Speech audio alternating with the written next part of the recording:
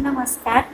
चातुर्मास उत्सव समिती ब्रह्मपुरीच्या वतीने आयोजित प्रवचनमालेत आपणा सर्वांचं, सर्व साधकांचं मनपूर्वक स्वागत करते व आपणा सर्वाला माझा नमस्कार. चातुर्मास उत्सव समिती ब्रह्मपुरी कायमच अध्यात्मरूपी तरंग भाविकांसाठी निर्माण करीत असतात. गेल्या 6 वर्षापासून श्रीकृष्ण, देवी भागवत, ज्ञानेश्वरी, ग्रामगीता, दासबोध, तुकाराम गाथा अशा अनेक महान साहित्य ग्रंथांचे वाचन मनात त्यांनी रुजवलेले आहे. आपण सर्व आपल्या दैनंदिन कामाच्या रगाड्यात गुंतत आहोत. भक्ती करावी हे सर्वांना कळते, पण वळत नाही, आणि तेच आम्हाला भक्ती मार्गाकडे वळविण्याचे महान कार्य साध्य झाले आहे. हरिभक्त परायण सौ सविताताई खरवडे या प्रेरक व्यक्तिमत्वामुळे. या प्रवचनमालेच्या स्वरूपामुळे भक्ती यात आम्हासारख्या पामरांना घडतोय हे आमचे सौभाग्यच म्हणावे लागेल. यावर्षीसुद्धा भावार्थ एकनाथी भागवत या ग्रंथाचे वाचन व प्रवचनमाला भक्तांसाठी आयोजित केले आहे. भक्तीचा आस्वाद आपल्याला घरबसल्या घेता येतोय हे आपणा सर्व साधकांचे अहोभाग्यच म्हणावे लागेल. आज आपण 16व्या अध्यायातील ओवी क्रमांक 156 सुश्राव्य असे प्रवचन ऐकणार आहोत. प्रवचन तर सुश्राव्य होणारच आहे, कारण आज आपल्याला लाभलेल्या प्रवचनकार आहेत आदरणीय हरिभक्त परायण सौ माधुरीताई जोशी. यांचा मी आपणास परिचय करून देते. हरिभक्त परायण माधुरीताई जोशी यांचे वास्तव्य बुलढाणा येथे आहे. यांचे शिक्षण BA पर्यंत झाले आहे.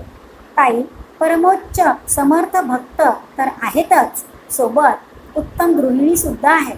समर्थ वाङ्मयाचा त्यांचा अभ्यास खूप गाढा आहे.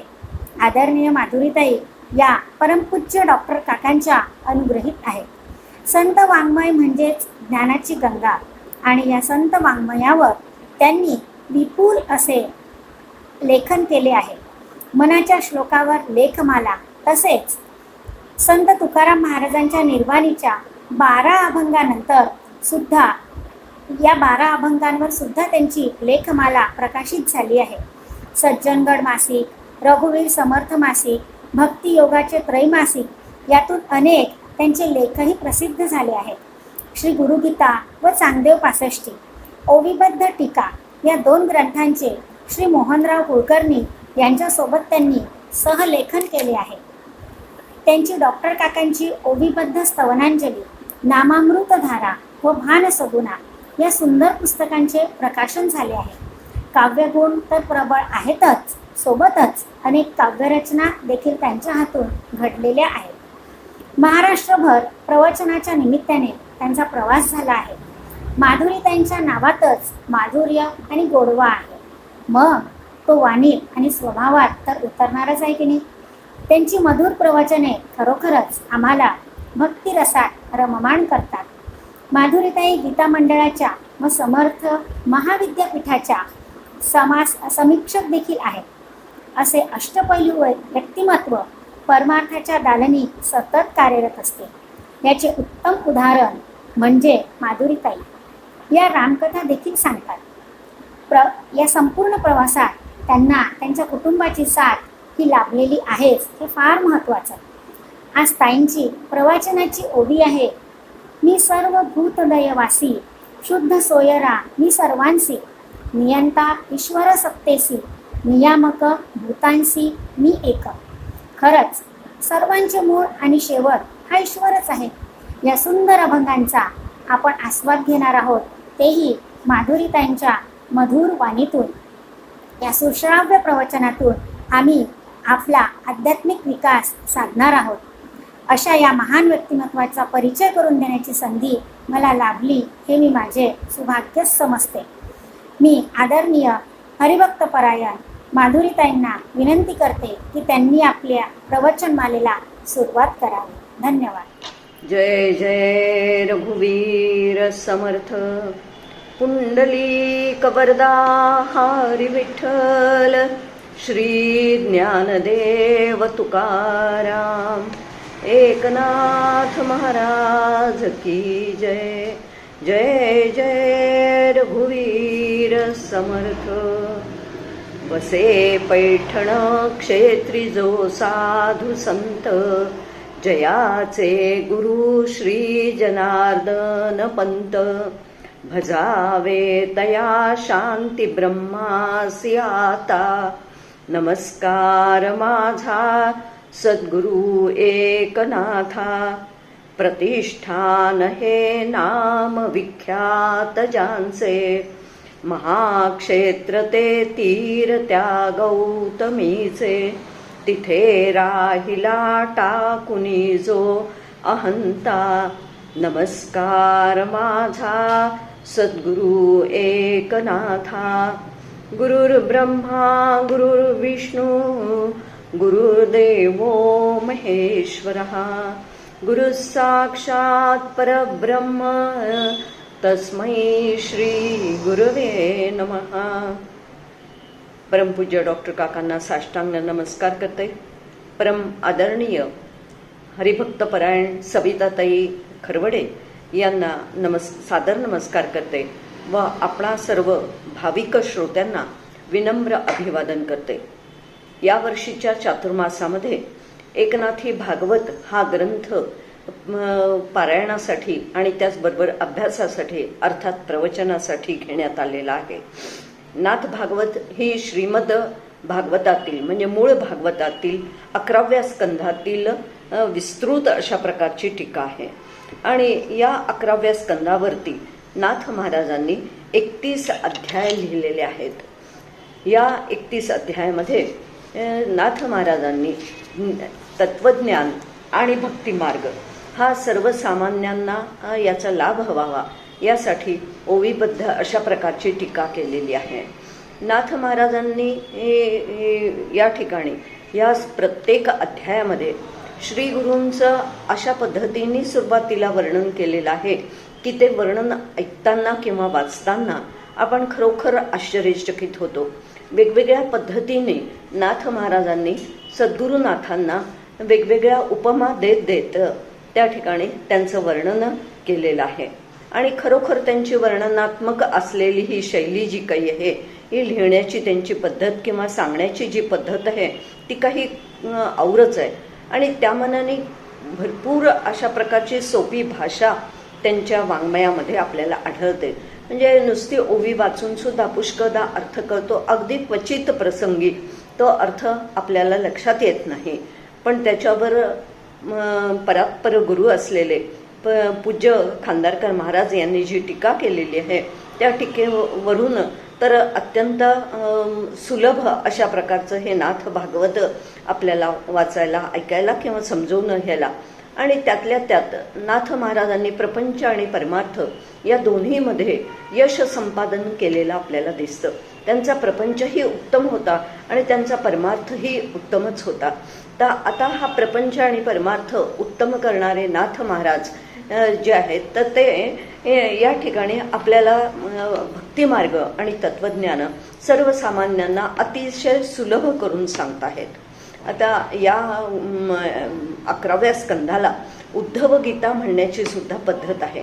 कारण उद्धवानी यात अनेक प्रश्न भगवान श्रीकृष्णांना विचारलेले आहेत आणि भगवान श्रीकृष्णांनी त्याची अतिशय सुंदर पद्धतीने उत्तरं जी काही आहेत ती दिलेली आहेत. आज मला 16व्या अध्यायातील 156व्या ओवीवर चिंतन मांडण्याचं संधी प्राप्त झालेली आहे. वास्तविक पाहता एका ओवीवर एक प्रवचन साधारणतः असं केल्या जातं. परंतु यावेळेस सविताताईंनी एका ओवीवरती 2 प्रवचनं असा खूप विस्तृत विषय प्रत्येकाला हाताळता येईल, प्रत्येक वक्त्याचं सखोल चिंतन होईल या दृष्टिकोनातून एका ओवीवर 2 प्रवचनं करण्याची संधी ही प्रत्येकाला दिलेली आहे. आणि खरोखर एक ओवी आमच्याशी किती मोठं बोलते, किती आम्हाला समजावून सांगते. हा अभ्यास करताना सुरुवातीला असं वाटलं होतं की एका ओवीवर 2 प्रवचनं कशी काय करणार. परंतु मग लक्षात आलं की नाही, एका ओवीवर 2 प्रवचनं सुद्धा करता येऊ शकतात. आणि खूप जे पंडित असतात किंवा विद्वान असतात किंबहुना कसलेले प्रवचनकार असतात ते तर एका एका श्लोकावर 7-7 दिवस सुद्धा प्रवचनं करतात, हे आपल्याला ठाऊक आहे. आणि म्हणून या ठिकाणी तर प्रवचनकारांचाही अभ्यास होणार आहे आणि प्रवचनकारांच्या निमित्ताने म्हणजे सांगण्याच्या निमित्ताने श्रोत्यांचाही त्या ओवीवर विस्तृत अशा प्रकारचं चिंतन होणार आहे. आणि त्या दृष्टिकोनातून आपल्याला ह्या ओवीचा आता अभ्यास थोडाफार करायचा आहे. ओवी अशा प्रकारची आहे. मी सर्व भूत हृदयवासी, सुहृद सोयरा मी सर्वांसी, नियंता ईश्वर सत्तेसी, नियामक भूतांसी मी एक. आता या ओवीचा सरळ अर्थ जो काही आहे तो सरळ अर्थ सुरुवातीला पाहूया. याचा सरळ अर्थ असा आहे की सर्व भूतांच्या ठिकाणी, भूतांच्या हृदयात मी वास करतो. मी सर्व प्राण्यांचा सुहृद सोयरा आहे आणि मीच सर्व प्राण्यांचा नियंता आहे. जगातील सर्व भूतमात्रांच्या ठिकाणी सत्तेसह नियामक असलेला किंवा त्यांचा नियंता असलेला मीच भगवंत आहे किंवा मीच ईश्वर आहे. या ठिकाणी नाथ महाराज ईश्वराचं स्वरूप समजावून सांगताहेत आणि हे ईश्वराचं स्वरूप समजावून सांगताना त्यांनी ज्या श्लोकावरती या 9 ओव्यांची टीका केलेली आहे, एका श्लोकावरती भरपूर टीका नाथ महाराजांची आपल्याला पाहायला मिळते, परंतु यात त्यांनी एका श्लोकावर 9 ओव्या ज्या काही आहेत त्याच्यावर टीका केलेली आहे. आणि तो श्लोक मात्र असा आहे की अहम आत्मा उद्धवामीशां भूतानां सुहृदीश्वर वरहा, अहम सर्वाणि भूतानि तेषां स्थिती उद्भवाप्यः. आता या श्लोकाचा सुद्धा एकदा अर्थ आपण पाहून घेऊया आणि त्या दृष्टिकोनातून मग पुढे विचार करूया. श्लोकाचा अर्थ असा आहे, अर्थात हे उद्धवा, भगवंत सांगताहेत की हे उद्धवा, या अखिल चराचर पदार्थांचा मी आत्मा आहे, सुहृद आहे आणि स्वामीही आहे. सर्व भूते मीच आहे. त्या भूतांची स्थिती, उत्पत्ती आणि लय हे याला कारण देखील मीच आहे. अर्थात दिसायला जरी ती भूते दिसत असली तरी त्या भूतांच्या मध्ये आत्मरूपाने मीच वास करतो आहे. आणि या श्लोकात उद्धवाच्या निमित्ताने भगवान तुमची आमची दृष्टी व्यापक कशा प्रकारची होईल याचा विचार सांगताहेत. आणि तो अतिशय महत्त्वाचा आहे की तुमची आमची दृष्टी ही व्यापक व्हावी, सूक्ष्म व्हावी, चराचरात असलेला भगवंत आम्हाला पाहता यावा, या दृष्टिकोनातून नाथ महाराजांनी यावरती टीका केलेली आहे. किंवा या श्लोकामध्ये सुद्धा भगवंतांनी तशाच प्रकारचा उल्लेख केलेला आहे. यात प्रामुख्याने 3 चरणांमध्ये 3 गोष्टी ज्या काही आहेत तर 3 गोष्टी सांगितलेल्या आहेत. आणि त्या 3 गोष्टी म्हणजे, एक, मी सर्व भूत हृदयवासी, मी सर्व भूतमात्रांच्या ठिकाणी हृदयाच्या ठिकाणी मी वास करतो. दुसरा मुद्दा सांगितलेला आहे तो सुहृद सोयरा मी सर्वांशी, मीच सर्व प्राणी मात्रांचा ईश्वर रूपाने सुहृद आहे, सोयरा आहे, सखा आहे, हितकर्ता आहे, कल्याणकर्ता आहे, आप्त आहे. आणि तिसरी गोष्ट जी सांगितलेली आहे की या संपूर्ण जगाचा नियंता, नियामक मीच आहे आणि सर्व प्राणी मात्रांवर केवळ माझी आणि माझीच सत्ता चालते. मीच संपूर्ण जगाचा नियंता, नियामक आणि उत्पत्ती, स्थिती आणि लय करणारा असा ईश्वर आहे. आता या संदर्भामध्ये नाथ महाराज जे आम्हाला सांगताहेत तर त्याचा एकेका मुद्द्याचा आपण सखोल असा विचार करण्याचा, चिंतन करण्याचा प्रयत्न आपण करूया. आणि त्यात सर्वात पहिला मुद्दा जर कोणता येत असेल आणि तर तो म्हणजे मी सर्व भूत हृदयवासी. आता या संपूर्ण विश्वात जे जे काही आपल्याला दिसतं आहे, वास्तविक पाहता ते दिसणारं सगळंच्या सगळं हे भगवंतानी व्यापलेलं आहे किंवा भगवंतच त्यात आत्मरूपाने वास करतो आहे. पण आम्हाला मात्र सातत्याने संपूर्ण जग जे आहे ते भेदाने भरलेलं दिसत असतं. सतत आम्ही सामान्य माणसं ही भेद पाहत असतात. आमची दृष्टी जी काही आहे ती सूक्ष्म नाही, ती स्थूलावरती केंद्रित आहे आणि स्थूलावर केंद्रित असल्यामुळे ती फक्त वरवरचं पाहते. प्रत्येक व्यक्तीचा रंग वेगवेगळा, नाम वेगवेगळं, रूप वेगवेगळं, स्वभाव आणखीन वेगवेगळा गुण प्रत्येकाचे वेगवेगळे आणि आम्ही आणखीन त्यात भेद करतो आणि तो म्हणजे प्रत्येकाची जात ही आणखीन वेगवेगळी किंवा हा अमुक एक संप्रदायाचा तो तमुक एक संप्रदायाचा म्हणजे आमची सतत दृष्टी जी काही आहे ती सतत आमची दृष्टी ही फार वरवर आणि स्थूल पाहणारी असते. पण या ठिकाणी हे नाथ महाराज किंवा भगवंत तुम्हा आम्हाला सांगतात की ही वरवरची दृष्टी काढून टाका आणि सूक्ष्म दृष्टीने विचार करा किंवा सूक्ष्म दृष्टी विकसित करा.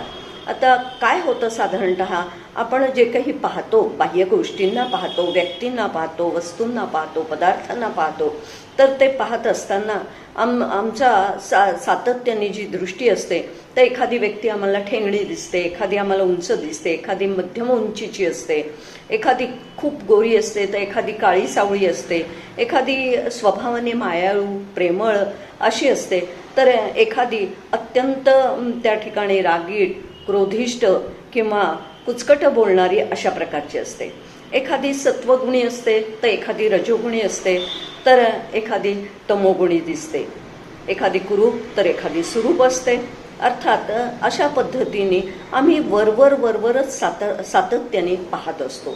त्यांचं नामरूप जे काही आहे त्या नामरूपाकडे आमचं लक्ष असतं, त्यांच्या गुणांकडे आमचं लक्ष असतं आणि म्हणून त्या ठिकाणी प्रत्येक व्यक्ती आम्हाला वेगवेगळी म्हणजे भेदानी भरलेली दिसत असते. अशी भेदात्मक आमची दृष्टी ही या ठिकाणी वास्तविक पाहता संत आम्हाला सांगतात की हे भेदात्मक दृष्टी जोपर्यंत आहे तोपर्यंत अभेद असलेलं तत्व जे काही आहे ते अभेद असलेलं तत्व दिसू शकत नाही. आणि म्हणून भगवंत या ओवीच्या माध्यमातून आमची दृष्टी जी आहे ती अभेद करू इच्छितात आणि ती अभेद दृष्टी ज्यांना प्राप्त झालेली आहे ते संत मात्र त्या सद्गुरूंना संतांना ती दृष्टी प्राप्त झालेली असते आणि त्यामुळे त्यांची पाहण्याची पद्धत जी आहे ते नामरूप गुण स्वभाव याच्याकडे अजिबात पाहत नाही, तर त्यांना प्रत्येक व्यक्तीमधलं फक्त आत्मचैतन्यच हे दिसत असतं.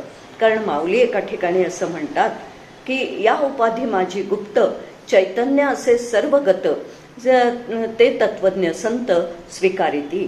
किंवा अजून एका ठिकाणी ते म्हणतात की जे जे भेटे भूत ते ते मानिजे भगवंत ऐसा भक्तियोग निश्चित जाण माझा. प्रत्येक उपाधीमध्ये चैतन्य नावाचे तत्व मात्र एकच आहे. उपाधी जरी वेगवेगळी असली तरी सुद्धा त्यात दडलेलं चैतन्य मात्र एकच आहे आणि त्या चैतन्यावर आमची दृष्टी आम्ही किंवा आमचं लक्ष आम्ही केंद्रित केलं तर भेद दिसूनही अभेद दर्शन आम्हाला होत राहील. पण हे अभेद दर्शन मात्र संतांना सद्गुरूंना हे प्राप्त झालेलं असतं, पण ते आम्हाला त्यांच्याच कृपेने प्राप्त होऊ शकतं, ईश्वर कृपेने प्राप्त होऊ शकतं आणि तशा प्रकारची दृष्टी संत सद्गुरूंच्या कृपेने आम्ही विकसित करण्याचा प्रयत्न मात्र केला पाहिजे. आणि कारण गीतेमध्ये सुद्धा भगवंत एका ठिकाणी म्हणतात की अहम आत्मा गुडाकेश सर्वभूत शयस्थितः अहम आदिम च मध्यम च भूतानां अंत एव च. की हे गुडाकेशा, हे अर्जुना, सर्व भूतांच्या ठिकाणी मीच आत्मरूपाने वास करीत आहे, स्थित आहे.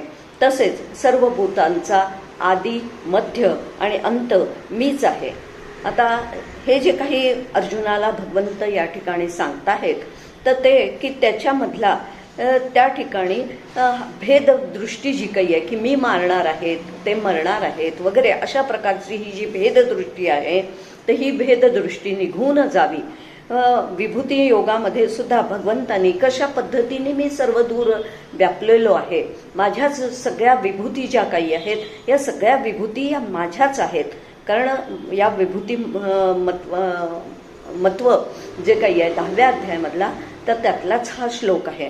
आणि अशा पद्धतीने ते सांगतायत की वास्तविक पाहता सगळ्यांमध्ये मीच दडलेला आहे, मीच वास करतो आहे. सगळ्या संतांचं काय, सगळ्या भगवंताचं काय किंवा उपनिषदांचं सुद्धा काय की म्हणजे शास्त्रांचं काय तर एकच हे सांगणं आहे. आणि ते सांगणं काय आहे तर अशा पद्धतीने वास्तविक पाहता भगवंतच सर्वदूर व्यापलेला आहे. ईशावास्य नावाचं एक उपनिषद आहे. त्या उपनिषदामध्ये सुद्धा हेच सांगितलं गेलेलं आहे की ते असं म्हणतात, त्यातला मंत्र जो आहे की तो मंत्र असं सांगतो की ईशावास्य इदम सर्वम यत्किंचित जगत्याम जगत. अर्थात या जगात जे जे काही आहे ते सगळं ईश्वराचं वसतिस्थान आहे. किंबहुना ईश्वरानेच हे सगळं काही जग जे काही आहे हे सगळं जग व्यापून टाकलेलं आहे, आच्छादून टाकलेलं आहे. जसं की एखादा लग्नकार्य असतं आणि त्या लग्नकार्यामध्ये खूप मोठा मंडप टाकलेला असतो, तर त्या मंडपाने संपूर्ण तिथला जो काही भाग आहे तो काय केलेला असतो तर आच्छादून टाकलेला असतो. अगदी त्याच पद्धतीने या ठिकाणी सांगतायत की या ईश्वरानेच हे जगत जे काही आहे हे जगत सगळं या व्यापून टाकलेलं आहे किंवा आच्छादून टाकलेलं आहे. आणि या विश्वाच्या पसाऱ्यामध्ये जे जे पदार्थ आपल्याला दिसतात त्या पदार्थांमध्ये केवळ एका भगवंताचीच सत्ता आहे आणि ती ईश्वराची सत्ता आहे. आणि म्हणून या ठिकाणी समर्थसुद्धा एका ठिकाणी असं म्हणतात की पृथ्वीमध्ये जितकी शरीरे तितकी भगवंताची घरे. वास्तविक पाहता भगवंत या ठिकाणी असं सांगताहेत की भगवंत म्हणतात की मी आत्मरूपाने प्रत्येकाच्या हृदयात असा आहे, असा विश्वास ज्यांच्या ठिकाणी नसतो ते मृगजळाच्या डोहात नावेसकट बुडून जातात आणि पुन्हा पुन्हा जन्ममरणाच्या फेऱ्यामध्ये अडकून राहतात. तुम्हा आम्हाला ही नरदेहरूपी नाव जी काही भगवंताने दिलेली आहे, ही नरदेहरूपी नाव या भवसागरामध्ये तरुण जाण्यासाठी मिळालेली आहे. पण ही तरुण जाण्यासाठी मिळालेली असताना जे आतच असलेला भगवंत ओळखत नाहीत, त्या भगवंताला जाणत नाहीत आणि त्या ठिकाणी त्या परमात्म्याला न जाणताच दुसरीकडे त्या भगवंताला मात्र शोधत राहतात, तर असा जे मनुष्य असतात ते ही एवढी नाव मिळून सुद्धा त्या नावेसकट ते काय जातात तर ते बुडून जातात. पण जो मनुष्य या परमात्म्याला, आतच असलेल्या परमात्म्याला ओळखतो आणि ओळखून त्याच्याशी एकरूप होतो आणि एकरूप होऊन त्या ठिकाणी मग तो जन्म मरणाच्या फेऱ्यामध्ये अडकत नाही, तर तो त्यातनं सुटून जातो. म्हणून भगवंत या श्लोकाच्या किंवा ओळीच्या माध्यमातून सांगतात की माझ्या प्राप्तीचे मुख्य वर्म जर काही असेल तर ते म्हणजे या प्रत्येकाच्या हृदयात असलेला परब्रह्म रूपाने वास करणारा जो मी आहे तर तो जाणणे हेच मनुष्य मात्रांचे अत्यंत उच्च कर्म आहे. आणि ते उच्च कर्म जो जाणतो किंवा करतो किंवा अशा पद्धतीने जो पाहतो तोच खऱ्या अर्थाने माझी श्रेष्ठ विभूती ठरतो. आणि म्हणून नाथ महाराज या संदर्भामध्ये म्हणतात की माझे प्राप्तीचे मुख्य वर्म मी हृदयी असे परब्रह्म हेची ज्याचे नित्य कर्म तो विभूती परम पै माझी. अर्थात हृदयस्थ परमात्म्याची भक्ती करणे, हृदयस्थ परमात्म्याला ओळखणे, त्याच्याविषयी आत्मचिंतन करणे, आत्मक्रीड आणि आत्मरती होण्याचा सतत अभ्यास करणे हेच भगवंताच्या प्राप्तीचे खरे मुख्य साधन आहे. आणि तसे न करता माणूस मात्र अनेक तीर्थयात्रा करतो, अनेक ठिकाणी देवाला शोधत राहतो. आणि म्हणूनच एका ठिकाणी असं म्हटलं आहे की तुझं आहे तुझं पाशी परी तू जागा चुकलासी. किंवा अजूनही एका गाण्यामध्ये आपण ऐकलेलं आहे सगळ्यांनी की कुठे शोधीशी रामेश्वर अन कुठे शोधीशी काशी, हृदयातून भगवंत राहिला हृदयातील तून उपाशी. अर्थात अशा पद्धतीने हा जो काही परमात्मा आतच दडलेला आहे तो आतच दडलेला परमात्मा ओळखणं हे खरं आमचं नरदेहाचं श्रेष्ठ असणारं असं कर्तव्य आहे, कर्म आहे. आणि तेच तेवढ्यासाठीच खरं म्हणजे हा नरदेह आम्हाला मिळालेला आहे. वास्तविक पाहता एवढी व्यापक दृष्टी आमची व्हायला हवी. त्यासाठी नामरूपाच्या पलीकडे असलेला तो परमात्मा आम्हाला ओळखता आला पाहिजे. आणि तसं जर आम्हाला ओळखता नाही आलं तर आमची फजिती होते. आणि म्हणून या ठिकाणी प्रत्येकाने तशा प्रकारचा प्रयत्न करावा. पुष्कळदा एखादी व्यक्ती किंवा माझ्यासारखी एखादी व्यक्ती नुसती प्रवचनातून अशा पद्धतीने सांगते किंवा लेखसुद्धा लिहिते, पण प्रत्येकाशी वागताना बोलताना त्या जर मुळात तो भगवंत आहे असं समजून जर वागल्या गेलं नाही तर त्या ठिकाणी काय होतं तर त्या ठिकाणी भेद असलेली दृष्टीचं सातत्याने दिसते आणि मग रागद्वेषाचे संस्कार जे आहेत ते आमच्या चित्तावरती होत राहतात. आणि म्हणून मग रागद्वेषाचे चित्तावर संस्कार झाल्याचा परिणाम म्हणून आमचं अंतःकरण अत्यंत मलिन होतं आणि मलिन झालेल्या अंतःकरणाला मग आतच असलेला परमात्मा जो आहे तो दिसू शकत नाही, त्याचा अनुभव येऊ शकत नाही. आणि मात्र ज्या संतांना अशा प्रकारची सद्गुरूंना अशा प्रकारची व्यापक दृष्टी अभेद दृष्टी प्राप्त झालेली असते ते मात्र सर्व दूर सर्व ठिकाणी सर्वत्र समप्रमाणात व्यापलेला असा हा आत्मरूपाने दडलेला परमात्माचं ते पाहतात आणि म्हणून ते सर्वांवरच सारखं प्रेम करतात. आणि सारखं प्रेम करून म्हणून त्यांच्या अंतःकरणात कोणाविषयी द्वेष नाही, मत्सर नाही, तिरस्कार नाही, हेवे दावे नाही. त्यांच्या वागण्यात आणि बोलण्यात आपपर भाव असा नसतो, पण तुमच्या आमच्या बोलण्यात मात्र सातत्याने अपपर भाव हा आढळतो. आणि हा अपपर भाव आढळल्यामुळे कारण आमची भेदात्मक हा आमचा तो तुमचा, माझ्या मुलाला मी 2 चमचे तूप जास्त देते पण पुतण्याला मी हात आखडता घेते. आता हे असं का होतं तर असं सगळं होण्याचं कारण आम्ही सतत भेदामध्ये वावरत असतो. पण संतांना अशा प्रकारची ही दृष्टी प्राप्त झालेली असल्यामुळे ते सगळ्यांशी सारख्या प्रमाणात प्रेम करतात. आणि म्हणूनच साने गुरुजी त्यांच्या एका काव्यामध्ये असं म्हणतात की खरा तो एकची धर्म जगाला प्रेम अर्पावे. वास्तविक पाहता जगाला सर्व दूर त्या ठिकाणी तो परमात्माच जर दडलेला आहे तर त्या सगळ्यांवरती आम्हाला प्रेम करता आलं पाहिजे.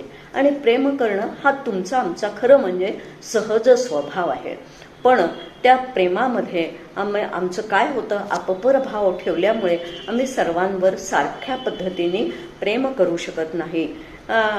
पण संतांना ही व्यापक दृष्टी साधलेली असल्यामुळे ते त्या ठिकाणी सर्व प्राणी मात्रात आत्मचैतन्य पाहतात आणि आत्मचैतन्य पाहूनच ते सगळ्यांवर आत्मवत अशा पद्धतीचं प्रेम करताना दिसतात.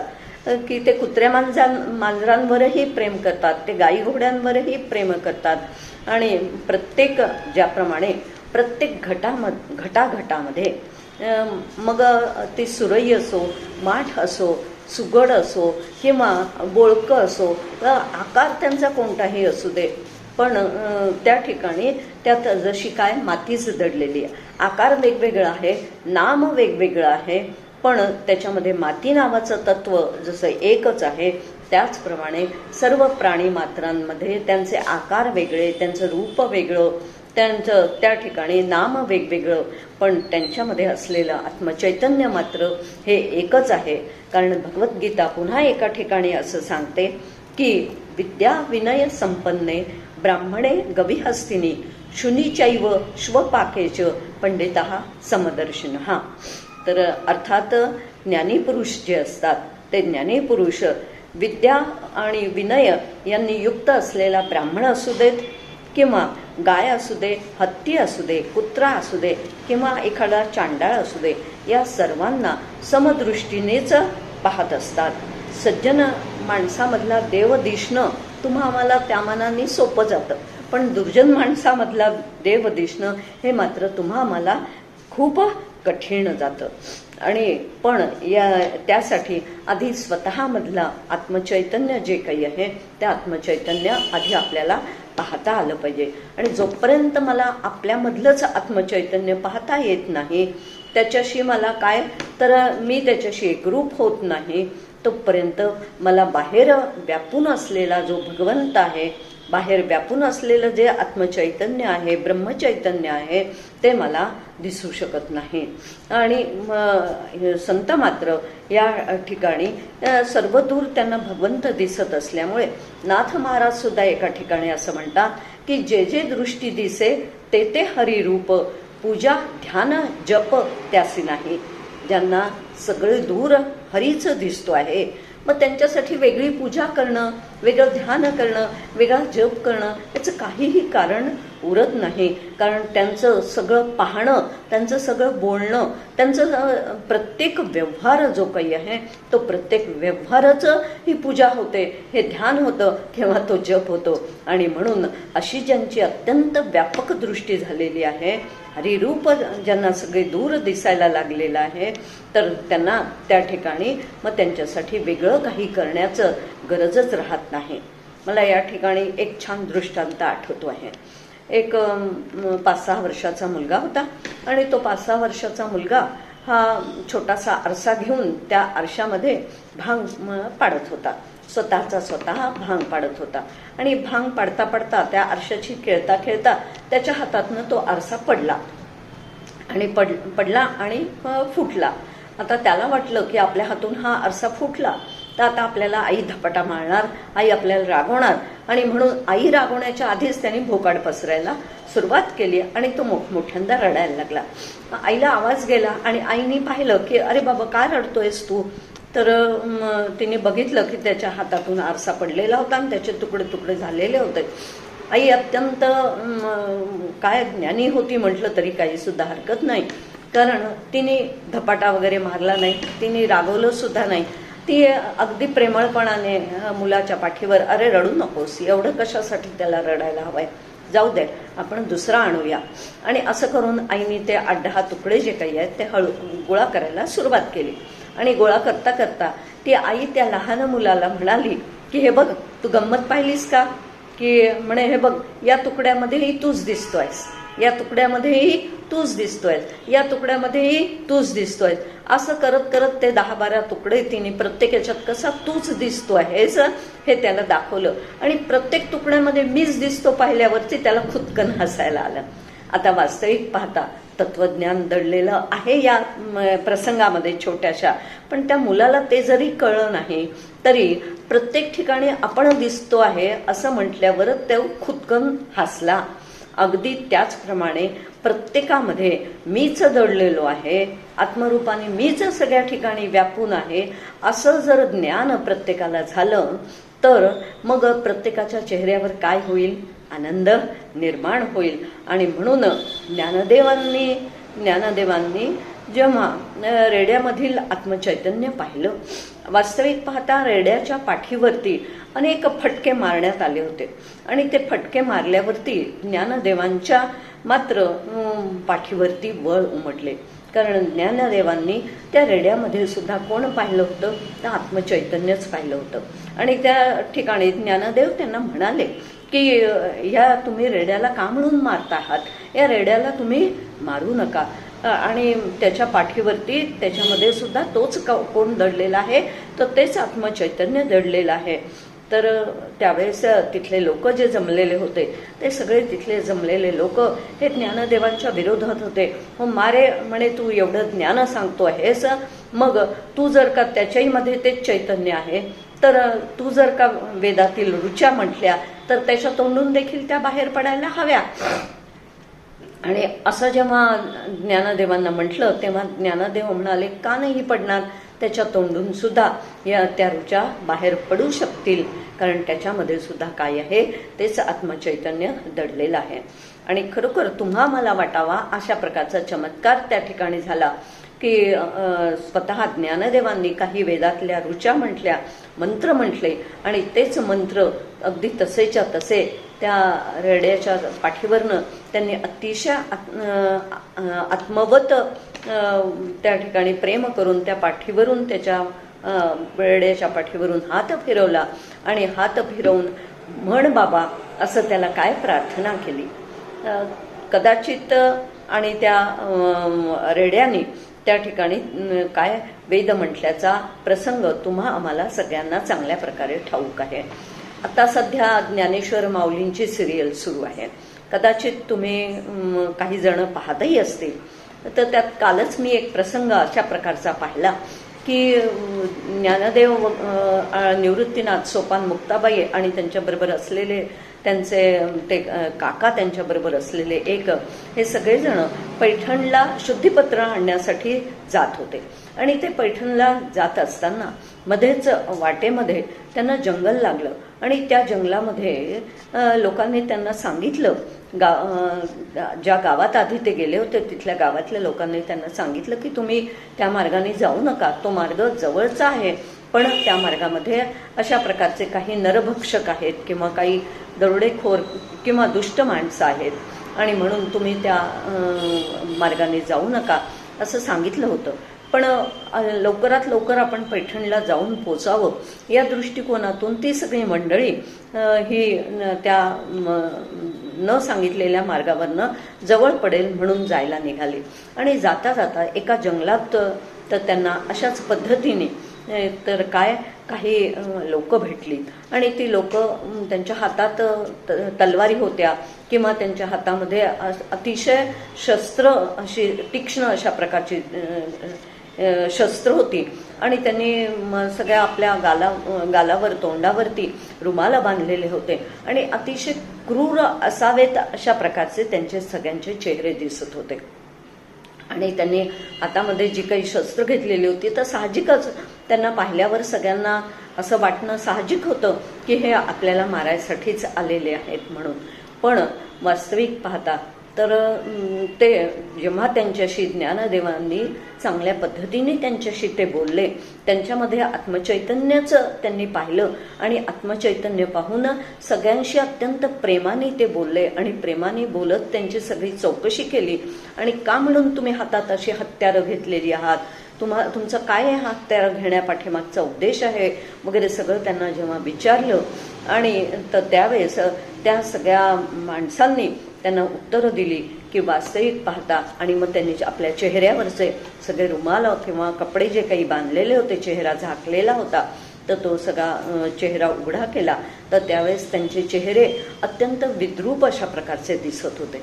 तर त्यांनी विचारलं की तुमचे चेहरे असे विद्रूप का आहेत, कोणाला कुठे काही जखमा झालेल्या आहेत खूप मोठ्या मोठ्या, कोणाला गालावर झाली आहे, कोणाला कपाळावर झालेली आहे, म्हणजे किंवा कोणाला खूप मोठं भाजलेलं आहे, अशा प्रकारच्या चेहऱ्यावरती सगळ्या अशा म्हणजे त्यांचे सगळ्यांचे चेहरे विद्रूप असे दिसत होते.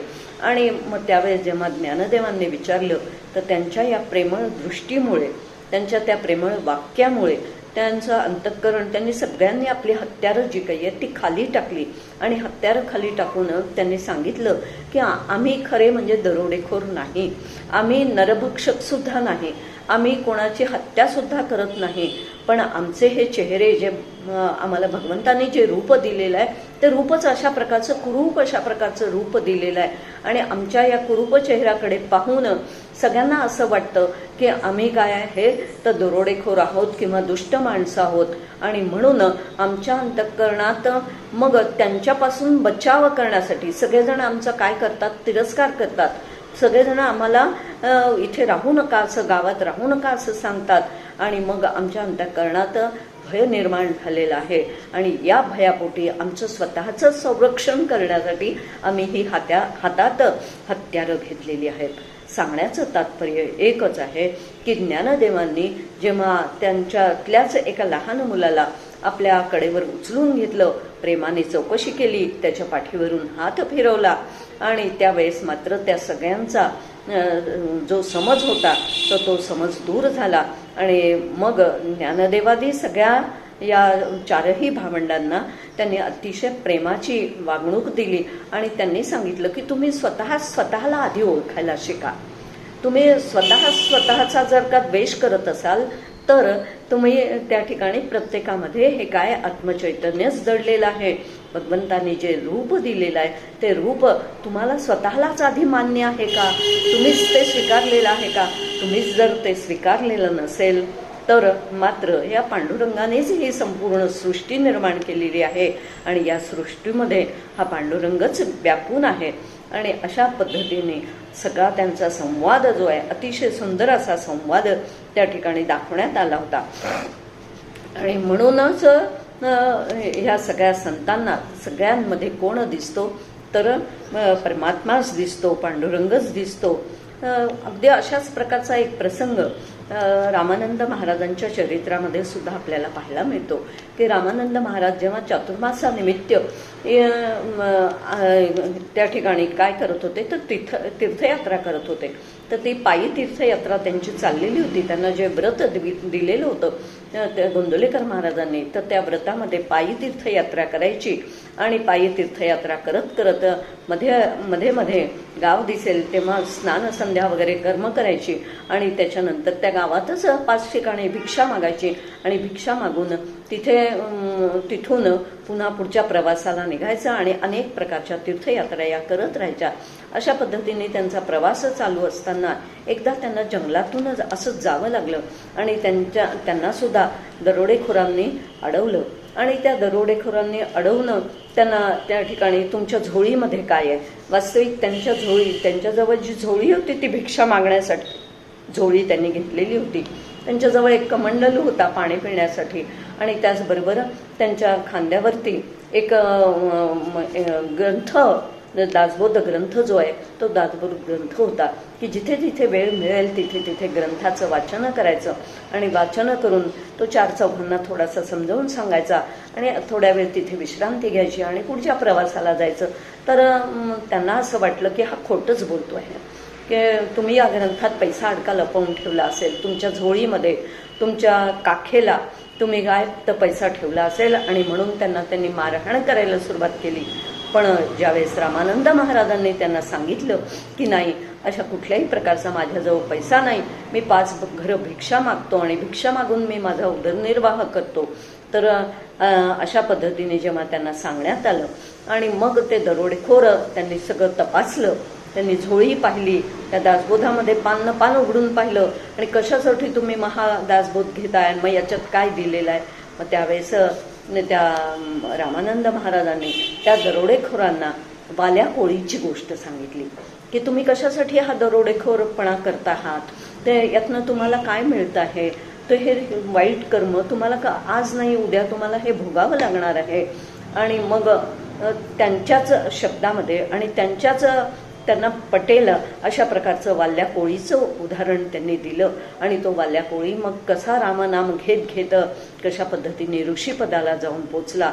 त्यांनी तुमच्या हे जे तुम्ही करता आहात वाईट आणि दुष्टकर्म करता आहात याचा भागीदार हे तुमचे कोणीही नातेवाईक होऊ शकणार नाहीत आणि म्हणून हे सगळं तुम्ही सोडून द्या आणि तुम्ही चांगल्या पद्धतीने रामनाम घ्या, काहीतरी चांगलं कर्म करा, चांगल्या कर्मातून पैसा मिळवा, उदरनिर्वाह करा वगैरे अशा पद्धतीने खूप समजावून सांगितलं. शबरीचं उदाहरण, कारण ते सगळे भिल्ल लोक होते आणि म्हणून त्यांना शबरीचं उदाहरण सुद्धा त्यांनी सांगितलं. आणि अशा पद्धतीने त्यांच्या गोड बोलण्याने, त्यांच्या स्पर्शाने आणि त्यांच्या व्यापक असलेल्या त्या दृष्टीने ते सगळे दरोडेखोर बदलले आणि आश्वासन दिलं त्यांनी की आम्ही सुद्धा आता काय करू तर चांगलं कर्मच करू, वाईट कर्म आम्ही करणार नाही की जे कर्म आम्हाला पुढे दुःख देईल किंवा आमच्यावर संकट आणेल, अशा प्रकारचं आम्ही कुठलंही कर्म करणार नाही. सांगण्याचं तात्पर्य एकच आहे की संतांना अशा प्रकारची ही व्यापक दृष्टी जी आहे, म्हणजे दरोडेखोरांमधला सुद्धा, वाईट माणसांमधला सुद्धा त्यांना काय दिसत राहतो तर परमात्माचं दिसत राहतो. स्वतः रामकृष्ण परमहंस सुद्धा एका ठिकाणी असं म्हणतात की एखाद्याने समजा अगदी टरकन अशा प्रकारचं कापड जर का फाडलं तर त्या टरकन कापड फाडल्याचे शहारे त्यांच्या अंगावर उठत असत.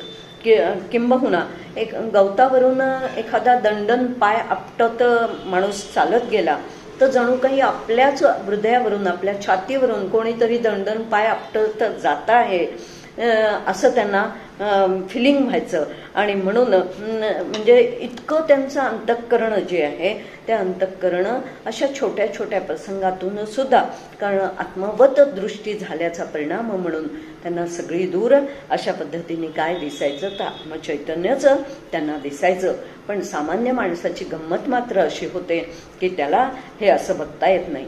मला आठवतं आहे की एकदा एका बँकेमध्ये कर्मचारी असलेल्या माणसाने आमच्या श्रीगुरूंना प्रश्न विचारला होता. आणि तो प्रश्न असा त्यांनी म्हटलं होतं की प्रत्येक ग्राहकामध्ये काय तर तो भगवंत आहे असं समजून किंवा आत्मचैतन्य आहे असं समजून प्रत्येक ग्राहकाशी वागणूक करावी असं तुम्ही म्हणता, पण असं कसं शक्य आहे? कारण माझ्या पुढे समजा एखादी व्यक्ती जेव्हा ग्राहक म्हणून येते तेव्हा त्या व्यक्तीला मी जेव्हा पाहतो तेव्हा माझ्या लक्षात येतं की या व्यक्तीने मला पूर्वी किती त्रास दिलेला आहे, हा गावात सुद्धा किती लोकांशी वाईट पद्धतीने वागतो, किती फटकळ बोलतो, किती लोकांना त्रास देतो. मग माझ्याही अंतःकरणात असं येऊन जातं की यांनी मला पूर्वी खूप त्रास दिलाय, मग आता सुद्धा मी याचं काम वेळेवरती करता उपयोगाचं नाही, ताबडतोब याचं काम करता उपयोगाचं नाही, तर मी सुद्धा याचं काम जरा 2-4 दिवस काय याला खेट घालायला लावावे आणि याचं काम तात्काळ न करता याला नंतर त्या ठिकाणी काम करावं, याला आपण सुद्धा अशा पद्धतीने त्रास द्यावा असं मला वाटत राहतं. आणि म्हणून त्याचं काम आपण उशिरा करावं असं वाटतं. तर त्यावेळेस मग प्रत्येक व्यक्तीमधला देव पाहणं तर आम्हाला काही जमत नाही. आणि त्यावेळेस श्रीगुरूंनी असं उत्तर दिलं होतं की तुम्ही असं जर का कराल तर तुमच्यामधले रागद्वेष जे काही आहेत तर ते रागद्वेष अधिकाधिक वाढतच जातील. आणि जेवढे जेवढे रागद्वेष वाढत जातील तर त्या ठिकाणी त्याचं नुकसान काय आहे हा वेगळा प्रश्न आहे, पण त्यामुळे तुमचं अंतःकरण मात्र अशुद्ध होईल. आणि तुमचं अंतःकरण अशुद्ध झाल्याचा परिणाम म्हणून त्या ठिकाणी आत असलेलाच परमात्मा जो काही आहे तो परमात्मा आपल्याला दिसू शकणार नाही.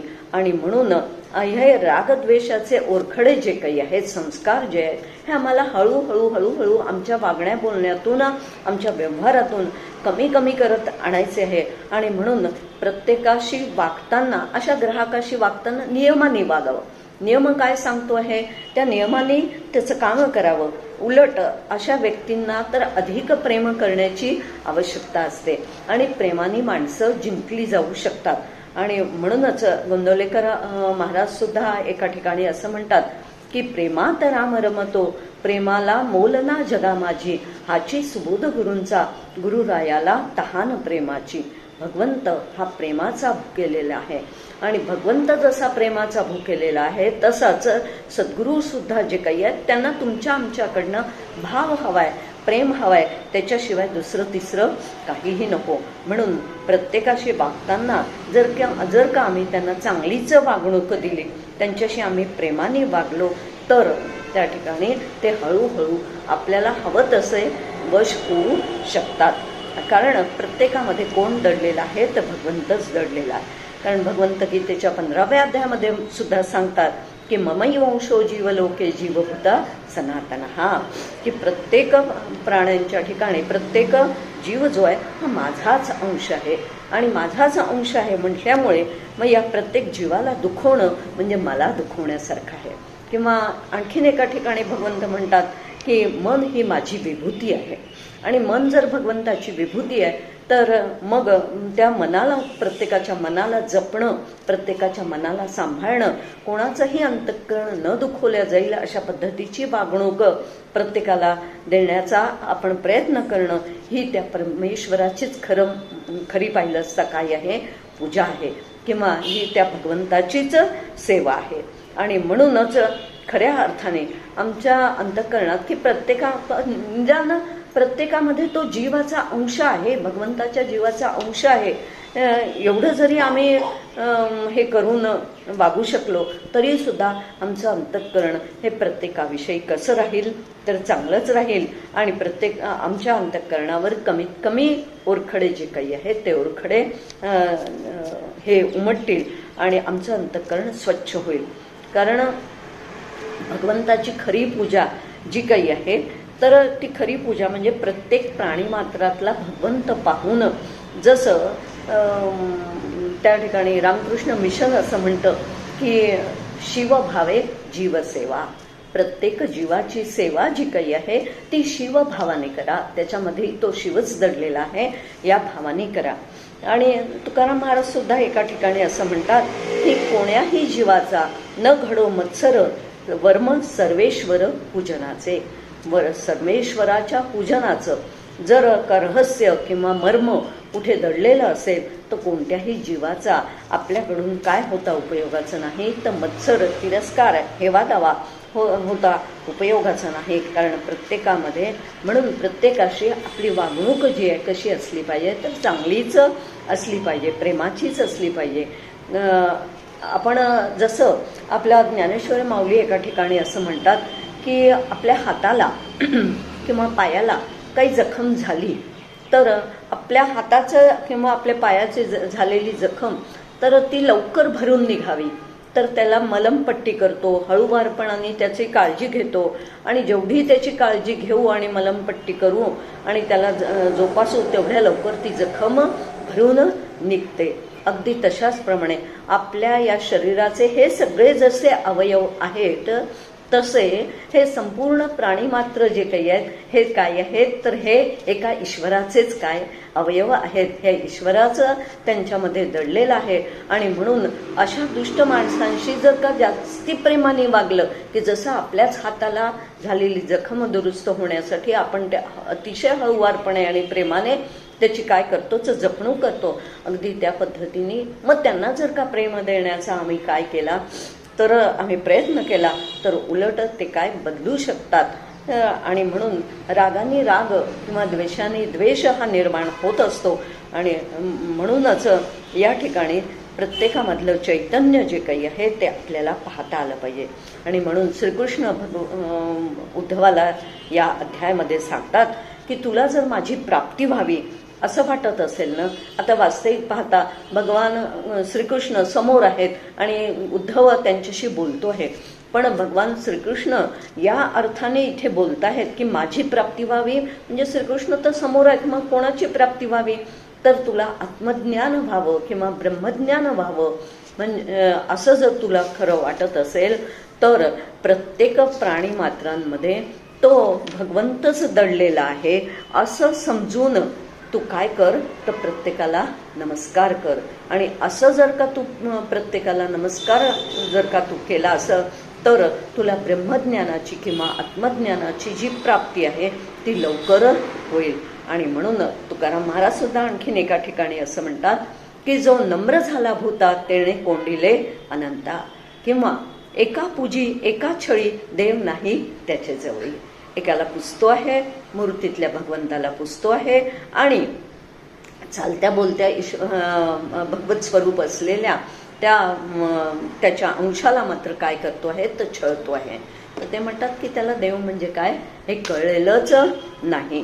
आणि म्हणून ज्याप्रमाणे सर्वांमध्ये आकाश जे काही आहे, आकाश सर्व दूर व्याप्त आहे आणि हे आकाश नावाचं तत्व सर्वांमध्ये दडलेलं आहे, सगळ्या ठिकाणी दडलेला आहे.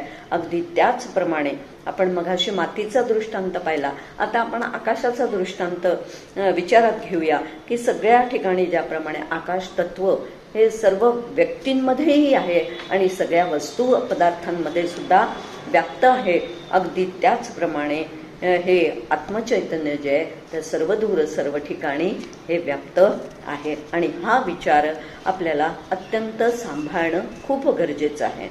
ज्ञानेश्वर माऊली अमृतानुभवामध्ये अतिशय सुंदर दृष्टांत देतात आणि तो सुंदर दृष्टांत देताना माऊली असं म्हणतात की देऊळ परिवारू अवघा कोरुनी तिजे डोंगरू, ऐसा भक्तीचा व्यवहारू का न होवावा. तुम्हाला माऊलींनी प्रश्न विचारलेला आहे, दृष्टांत दिला माऊलींनी. ते म्हणतात की खूप मोठा एक दगडाचा डोंगर असतो आणि तो डोंगर जो आहे तो कोरल्या जातो आणि कोरून त्याच्यामध्ये देव दाखवल्या जातो, देऊळ दाखवल्या जातं. देवळाचा संपूर्ण परिवार जो काही आहे, म्हणजे आपण ज्या अजिंठा वगैरे सारख्या लेण्या ज्या पाहतो, वास्तविक मोठे मोठे हे डोंगर आहेत आणि ते डोंगरच कोरलेले असतात आणि कोरून त्याच्यामध्ये अशा पद्धतीने सगळं काय, तर पुजारी पण त्या दगडाचाच असतो. वास्तविक पाहता पूजेचं साहित्य सुद्धा दगडाचंच असतं. आजूबाजूच्या परिसरामध्ये काही झाडं दाखवलेली असतात, काही आणखीन काही येणारं जाणारी माणसं दाखवली असतात. म्हणजे त्या लेण्या ज्या काही असतात त्या लेण्यांमध्ये ते सगळं कोरीव काम अशा पद्धतीने केलेलं असतं. पण वास्तविक पाहता मुळात सगळीकडे काय आहे, एक डोंगरच आहे. पण त्याच्यात ज्या पद्धतीने अशा पद्धतीने वेगवेगळं म्हणजे देवळही दाखवलाय, देऊळही दाखवलाय, पुजारी दाखवलाय, पूजेचं साहित्यही दाखवलं आहे, पूजाच्या म्हणजे देवळाच्या आजूबाजूचा परिसरही दाखवलेला आहे. पण हे जरी वेगवेगळं दिसत असलं तरी तो मुळात एक काय आहे, मोठा पहाडच आहे. आणि त्या पहाडांतच हे सगळं जसं कोरलेलं आहे, अगदी त्याचप्रमाणे ही संपूर्ण सृष्टी जी काही आहे, ही संपूर्ण सृष्टी वास्तविक दिसायला वेगवेगळे पदार्थ, वेगवेगळे काय आम्हाला काय दिसत असेल तर रूप दिसत असतील तरी त्या प्रत्येकामध्ये काय कोण दडलेलं आहे, तर आत्मचैतन्यच दडलेलं आहे, ब्रह्मचैतन्यच दडलेलं आहे. आणि म्हणूनच माऊली असं म्हणू शकतात की हे विश्वची माझे घर, ऐसी मती जयाची स्थिर, किंबहुना चराचर आपण झाला. मग हा जो काही परमात्मा आहे, माऊलीला संपूर्ण हे विश्व जे काही आहे हे काय दिसत होतं, माझंच घर दिसत होतं. कोणीही त्यांना परका दिसतच नव्हता. आणि अशी ज्याची काय झालेली आहे तर स्थिती झालेली आहे असं ज्यांनी जाणलेलं आहे, तर किंबहुना चराचर किंवा मीच सगळे चर आणि अचर हे दोन्ही काय झालंय, मीच झालेलो आहे. म्हणजे चैतन्य रूप म्हणजे सजीव असलेले प्राणीही मीच झालो आणि निर्जीव असलेल्या म्हणजे अचर असलेल्या वस्तू सुद्धा मीच आहे, सगळ्या ठिकाणी मीच व्यापून आहे. एवढी व्यापक दृष्टी या संतांची झालेली असते. आणि म्हणून हे संपूर्ण जगच त्यांना विष्णुमय जग वैष्णवांचा धर्म, भेदाभेद भ्रम अमंगळ असं तुकाराम महाराज किती प्रमाण आपण देता येऊ शकतात की विष्णुमय जग, त्यांना हे संपूर्ण जग जे आहे ते कसं दिसतं, तर हे विष्णुमयच दिसतं. आणि विष्णुमय दिसणारं हे जग त्या ठिकाणी मग ते अजिबात भेद पाहत नाहीत, अभेदाने ते प्रत्येकाशी वागताना आपल्याला दिसतात. आणि म्हणून भेदाभेद भ्रम अमंगळ, ते म्हणतात की भेद पाहणं हे काय आहे, अमंगळ गोष्ट आहे. म्हणून त्यांच्या अंतःकरणातून भेद नावाची वस्तू निघूनच गेलेली असते. तर या दृष्टिकोनातून पण तुम्हा आम्हाला का म्हणून हे असं जमत नाही, का म्हणून आम्ही असं हे आत्मचैतन्य सगळ्यांमधलं पाहू शकत नाही, मग ते आम्हाला कसं विकसित करता येऊ शकतं, याचा सुद्धा थोडासा विचार जो काही आहे तर थोडासा विचार आपल्याला करणं अतिशय गरजेचं आहे. आणि मग त्या दृष्टिकोनातून 3-4 मुद्दे जे काही आहेत ते आपण पाहूया की खऱ्या अर्थाने वास्तविक सगळी दूर सगळ्या ठिकाणी भगवंत दडलेला असताना तो नुसता आम्हाला शब्दाने हे माहिती आहे, पण आम्ही तशा प्रकारची वागणूक जी काही आहे ती वागणूक आम्ही करू शकत नाही. आणि म्हणून मग हा आमच्याच आत असलेला परमात्मा आत्मचैतन्य हे तुम्हा आम्हाला दिसावं, यासाठी मग काय आम्ही केलं पाहिजे, तर त्याच्यासाठी संतांनी तुम्हा आम्हाला 4 काय दिलेली आहेत, तर साधनं वेगवेगळ्या पद्धतीने सांगितलेली आहेत. कारण तुम्हाला आम्हाला हा अहंकार जो काही आहे, तुमच्या आमच्यामधला जो अहंकार आहे, मी देह आहे, हा जो काही अहंकार आहे, तर हा अहंकारच आम्हाला काय होऊ देत नाही, तर आम्हाला हे चैतन्य पाहता येत नाही, त्याची अनुभूती आम्हाला येत नाही. आणि मग त्याची आधी म्हणून आपल्यामध्ये असलेलं जे चैतन्य आहे ते आपल्यामध्ये असलेलं चैतन्यच आहे, हे आधी तुम्हा आम्हाला काय करता आलं पाहिजे, तर हे पाहता आलं पाहिजे. आणि हे आत्मचैतन्य पाहण्यासाठी मग तुमचं आमचं अंतःकरण अत्यंत काय असलं पाहिजे, तर स्वच्छ झालं पाहिजे. आणि हे अंतःकरण स्वच्छ होण्यासाठी म्हणजेच हा अहंकार तुमच्या आमच्या आणि भगवंतामधला खूप मोठा काय आहे, खरं पाहिलं असता शत्रू आहे किंवा अडसर आहे. आणि मग हा अहंकार जर का आम्ही घालवला तर आम्हाला सुद्धा आमच्या आतच दडलेलं आत्मचैतन्य, कारण आमच्यामध्ये असलेलं आत्मचैतन्य आधी आम्ही जाणल्याशिवाय ओळखल्याशिवाय आम्हाला बाहेरचं चैतन्य दिसणार नाही. आणि म्हणून आधी आमच्यातलं चैतन्य आम्हाला जाणून घ्यावं लागेल, ओळखावं लागेल, त्याची अनुभूती घ्यावी लागेल. आणि त्याची अनुभूती घेण्यासाठी मग जे काही उपाय आहे तर ते उपाय संत तुम्हा आम्हाला सांगतात की खऱ्या अर्थाने मग हा अहंकार जो आहे, देहाहंकार, जबरदस्त देहाहंकार तुमच्या आमच्या अंतःकरणात भरलेला आहे. आणि हा देहांकार जाण्यासाठी मग पहिला उपाय आहे, संत तुम्हा आम्हाला सांगतात, आणि तो म्हणजे आपली सगळी जी काही कर्म आहेत ती आपली सगळी कायिक, वाचिक आणि मानसिक कर्म ही ईश्वरच करून घेत आहे. या भूमिकेतून आपल्याला करता आली पाहिजेत की मी करणारा कोणी नाही, तर सूत्रधार जो आहे तो ईश्वर आहे. आणि तो ईश्वर त्यांनीच मला शक्ती दिली, त्यांनीच मला त्या ठिकाणी काय बुद्धी दिली, आणि तो अशा पद्धतीने माझ्याकडून करून घेत आहे. आणि खरा सूत्रधार तो आहे. आणि आम्ही त्याच्या हातातले काय आहोत, तर बाहुले आहोत. आणि अशा पद्धतीने जेव्हा पुन्हा पुन्हा पुन्हा पुन्हा हा विचार आमच्या अंतःकरणात घोळवून घेऊ किंवा तो पूर्णपणे ठसवू, तेव्हा खरा आमचा मी करता हा अभिमान जो काही आहे हा अभिमान नाहीसा होईल. कारण भगवंत एका ठिकाणी असं म्हणतात की ईश्वर सर्वभूतानां हृदयस्य अर्जुन तिष्ठती भ्रामयन सर्वभूतानी यंत्रारूढानी मायया. की हे अर्जुना, वास्तविक पाहता तू युद्ध करणार नाहीस असं म्हणतो, पण माझी ही जी प्रकृती आहे, माझी ही जी माया आहे, या मायेचा वापर करून मी तुझ्या माध्यमातून काय करून घेईन, तर युद्ध हे करूनच घेईन. वास्तविक तू करता नाही, तर माझ्या या मायेच्या माध्यमातून तुला मी युद्ध करायला भाग पाडेन. तर अशा पद्धतीने म्हणून करता करविता परमेश्वर आहे ही भावना आमच्या अंतःकरणात जेवढी अधिकाधिक रुजू होईल, तेवढा आमचा कर्तेपणाचा अहंकार जो आहे तो अहंकार हळूहळू गळून पडेल. आणि म्हणून समर्थ देखील एका ठिकाणी असं म्हणतात की कर्तयासी ओळखावे, यास विवेक म्हणावे, विवेक सांडिता व्हावे परमदुःखी. करता परमेश्वर आहे, करविता परमेश्वर आहे, आणि मग तो करता करविता परमेश्वर आहे. त्यामुळे मी काही करत नसून भगवंत माझ्याकडनं ते करवून घेत आहे. आणि असा जर का आपला कर्तेपणाचा अभिमान गेला, तर हळूहळू मग आमचा अहंकार जो काही आहे तो नाहीसा होत राहील. कारण एका ठिकाणी एक हिंदी कवी जो आहे, तो शायर जो आहे, तो असं म्हणतो कि जो झुकना जानते हैं उनमें कुछ जान होती है, अकड़ कर चलना तो मुर्दे की पहचान होती है. तर ज्याच्यातला अंतःकरणातला मी करता आहे ही भावना ज्याच्या अंतःकरणातनं हळूहळू लोप पावते, तोच खऱ्या अर्थाने मग नम्र होतो. कारण नम्र झाल्याशिवाय आम्हाला काय होऊ शकत नाही. जो नम्र झाला भूता त्याने कोंडिले अनंता. आत असलेलाच भगवंत तुम्हा आम्हाला काय करायचं आहे, तर शोधायचा आहे, अनुभूती त्याची घ्यायची आहे. आणि म्हणून गोंदवलेकर महाराज देखील एका ठिकाणी असं म्हणतात की अभिमान शत्रू मोठा सर्वांना जाचतो, सुखाशेने हाची सुबोध गुरूंचा मारावा तो समूळ नामाने. की हा अभिमान जो आहे, हा अहंकार जो आहे, तो 12 बरोबर आमच्या बरोबर येतो आणि 12व्यापर्यंत तो आमच्या जवळच राहतो.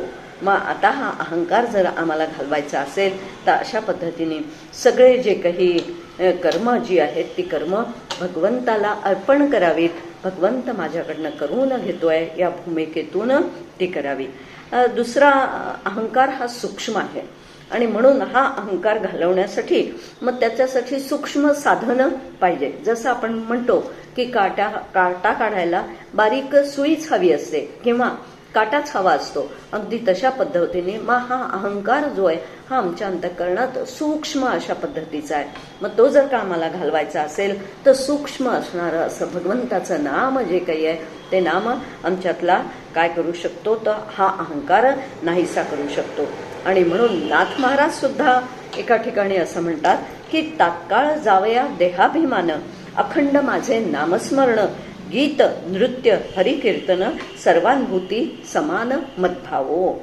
नाथ महाराज या ठिकाणी सांगताहेत की तात्काळ जावया देहाभिमान. देहाभिमान जाण्यासाठी अखंड काय करा, तर नामस्मरण करा आणि गीत नृत्य आणि हरिकीर्तन करत राहा.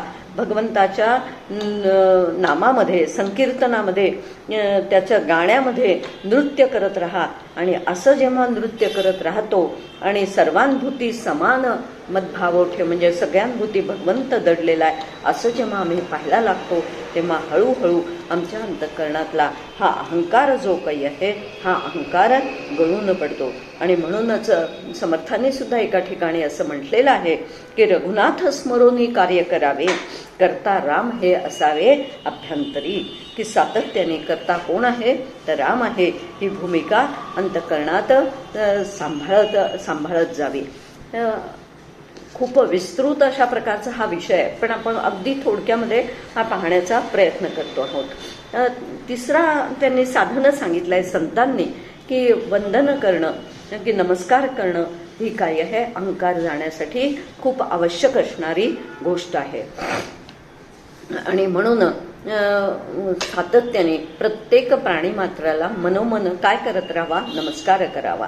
वारकरी संप्रदायामध्ये आपण पाहतो की प्रत्येक वारकरी जो आहे तो जेव्हा वारीला जातो किंवा एकमेकांना जेव्हा ते भेटतात तर तेव्हा ते काय म्हणतात तर रामकृष्ण हरी म्हणतात आणि एकमेकांच्या ते पाया पडतात किंवा एकमेकांना रामराम असं म्हणतात, कारण तुझ्याहीमध्ये तोच राम आहे आणि माझ्याहीमध्ये तोच राम आहे.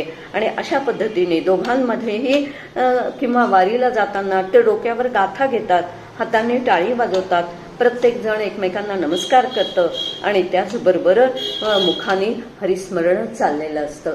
तर अशा पद्धतीने हा विचार जो काही आहे तर नमस्कारे लीनता घडे, नमस्कारे अभिमान झडे.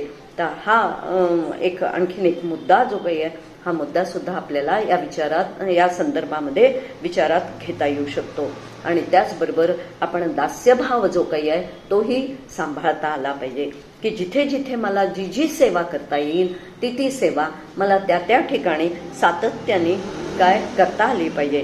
आणि ती सेवा तशा पद्धतीने जर का मी केली तर हळूहळू हे सगळे अहंकार जे आहेत, अनेक अहंकार आपण जोपासत असतो आणि हे सगळे बुद्धीचा अहंकार असतो, मी बुद्धिमान आहे, त्याचबरोबर मी श्रीमंत आहे, मी रूपवान आहे, असे अनेक अहंकार जे काही आहे हे अहंकार आम्ही जोपासत असतो. आणि ते सगळे अहंकार जाण्यासाठी काय करावं लागतं तर सेवाभाव हा अत्यंत महत्त्वाचा असतो. आणि म्हणून प्रत्येक संप्रदायाने काय दिलेलं आहे तर एकेका प्रकारची सेवा करावी असं सांगितलेलं आहे. की जसं स्वतः बेलसरे जे आहेत तर बेलसरे मी तत्वज्ञानाचा खूप मोठा काय प्रोफेसर हा आपला अहंकार जावा म्हणून त्यांनी काय केलं तर गोंदवलेला मधून ते जात असत आणि जाऊन तिथे पडेल ती सेवा, महाराजांची पडेल ती सेवा म्हणजे मग अंगण सारवण्यापासून झाडण्यापासून वाढण्यापासून जी कोणती सेवा येईल आपल्या हाताशी तर ती सेवा त्यांनी केलेली आपल्या लक्षात म्हणजे त्यांच्या चरित्रामध्ये आपल्याला पाहायला मिळते. आणि अशा पद्धतीने हा दास्यभाव जो काही आहे आपल्या समर्थ संप्रदायामध्ये भिक्षा मागण्याचं त्या ठिकाणी भिक्षा मागण्याची एक काय दिलेली असते तर एक रूढी परंपरा किंवा एक व्रत अशा पद्धतीने स्वीकारलेलं असतं की मी एवढा मोठा, मी हातात कशी झोळी घेऊ, मी खूप मोठा ऑफिसर, मी हातात झोळी घेणं मला योग्य, पण तो मी मोठा ऑफिसर आहे. तर त्या ठिकाणी समर्थ संप्रदायामध्ये अशा पद्धतीने भिक्षा मागून त्या भिक्षेवरती काय चालतात तर कार्यक्रम चालतात आणि त्या दृष्टिकोनातून मग तो दास्यभाव जो आहे तो अहंकार जावा एवढ्यासाठीच ती सेवा करायची असते. किंवा गुरुद्वारा नावाचं एक नांदेडला एक काय आहे तर खूप मोठं या कोणाचं हे आपले शीख लोकांचं त्यांचं गुरुद्वारा नावाचं एक खूप मोठं संस्थान आहे. त्या संस्थानामध्ये सुद्धा तिथली मंडळी जी आहे तर तिथे लंगर म्हणजे प्रसाद जो असतो तर तो प्रसाद घ्यायचा असेल तर आधी काहीतरी एक छोटंसं काम करा आणि ते छोटंसं काम केल्यावर मगच तुम्हाला लंगरमध्ये काय आहे प्रवेश आहे. म्हणजे सांगण्याचं तात्पर्य की अशा पद्धतीने प्रत्येक संप्रदायामध्ये सुद्धा असा दास्यभाव जो आहे तो हा सांभाळला पाहिजे असं सगळ्या संप्रदायांनी सांगितलंय. त्यांनी काय होतं तर त्याने आपला अहंकार जे काही आहेत ते अहंकार गळून पडतात आणि हा अहंकार गळून पडणं हेच खूप महत्त्वाचं आहे. जोपर्यंत हा अहंकार सगळे गळून पडत नाहीत तोपर्यंत आत असलेलं आत्मचैतन्य जे आहे त्याची आमच्याशी काय होत नाही तर अनुभूती येत नाही. हाच विचार आता पुढच्या चिंतनामध्ये आपण पुढच्या 2 ओव्यांमध्ये आणखीन नाथ महाराज तुमच्या आमच्याशी काय बोलतात तर ते आपण पाहण्याचा प्रयत्न करूया. आज वाणीला इथेच विराम देते आणि पुढच्या चिंतनाकडे पुढच्या वेळेस आपण बघण्याचा प्रयत्न करू. जय जय रघुवीर समर्थ